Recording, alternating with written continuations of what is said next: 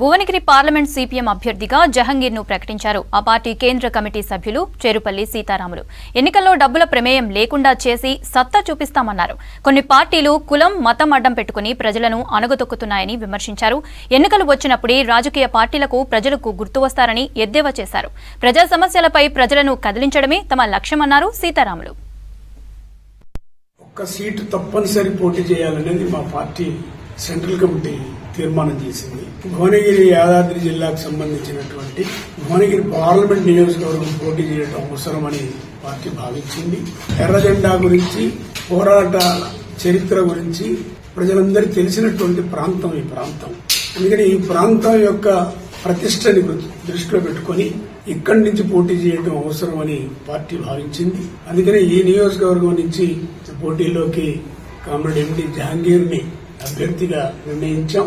ఆయన గెలుపు కోసం పనిచేయాలని కార్యకర్తలకు పిలుపునిస్తున్నాం. అదేవిధంగా ప్రజలకు కూడా మేము విజ్ఞప్తి చేస్తున్నాం.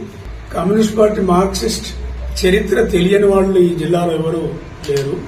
తెలంగాణ ప్రాంతంలో అన్ని గ్రామాలకి, అన్ని ప్రాంతాలకి కమ్యూనిస్టు ఉద్యమ చరిత్ర తెలుసు. అందుకనే అనేక సంవత్సరాల నుండి నమ్మిన ఆశయం కోసం, సిద్ధాంతం కోసం కామ్రేడ్ జహంగీర్ గారు కమ్యూనిస్ట్ పార్టీ మార్క్సిస్టులో వివిధ బాధ్యతల్లో పనిచేస్తూ వస్తున్నాడు.